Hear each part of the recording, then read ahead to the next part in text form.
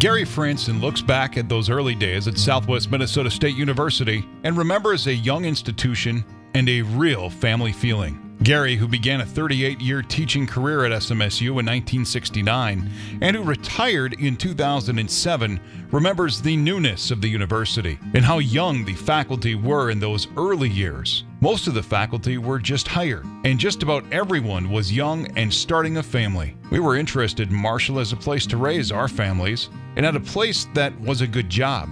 We did a lot of things together. And when you talk about a place having a family environment, that was it. One thing he was proud of then, and which hasn't changed today, is that students were always number one. They received the personal touch. They were given attention. Well, thinking about my career here at the university and the 38 years that I was taught full-time here, it was a real joy to be here. Not saying that we didn't have problems occasionally, which we did, but it was a great atmosphere. The people were great, the staff was good, administration was good. We drew students here from 19 county area. One of these students were first-time students, had maybe the first time going to a college for their family, and they're hardworking people, and we gave them the personal attention I think that they deserve for sure. We tried to take a look at the area, specifically southwestern Minnesota and the 19 counties for sure, and develop our programs around the clientele in that area. But of course we drew from outside other states and from the cities, etc. But we made it, we knew we wanted to have a quality education for these people and give them the personal touch that they deserve, and we worked hard at it, and over the years I think we did well.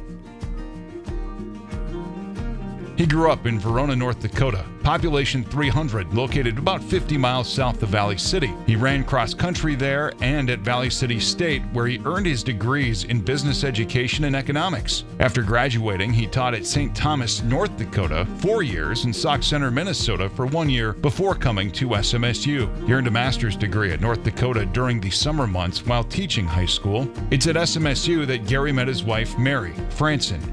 They were married in 1970. She was a non-traditional student and the first Founders Day queen, the precursor to homecoming. They are the parents of 3 grown children, Angela Hoyme in Woodbury, Kimberly Hosek of Marshall, and Jason in Baltimore, Maryland.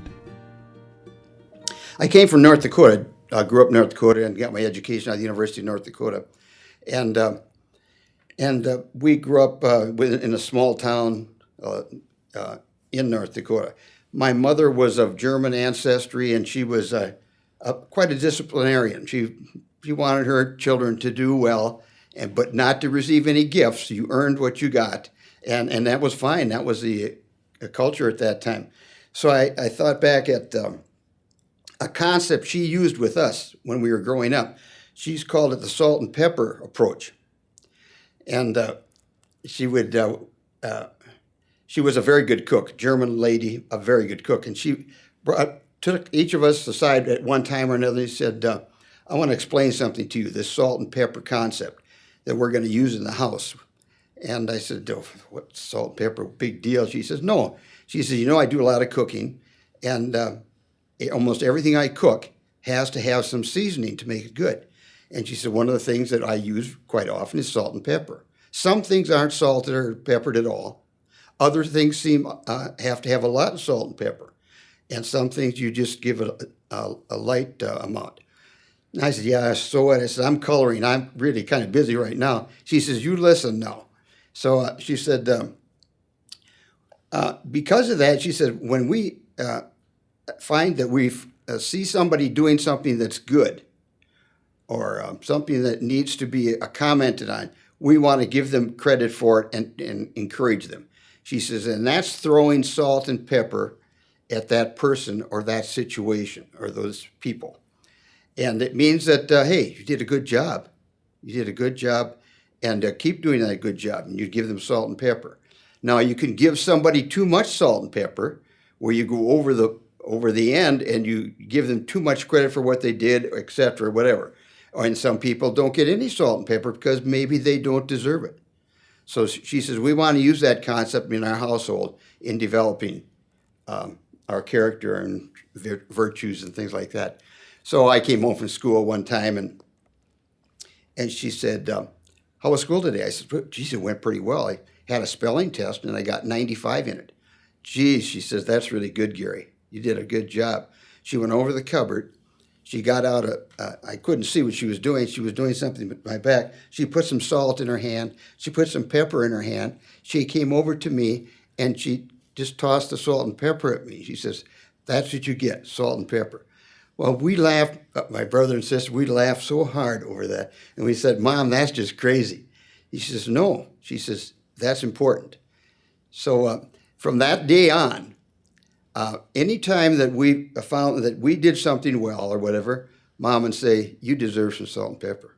A salting and peppering of what you did or what you accomplished. And it was only that couple times she actually threw the salt and pepper at us. But it was a concept that grew in our family. And pretty soon, we thought it was crazy to start with. But pretty soon after that, we know, hey, this is something that's really important. If someone accomplishes something, you need to give them credit for it.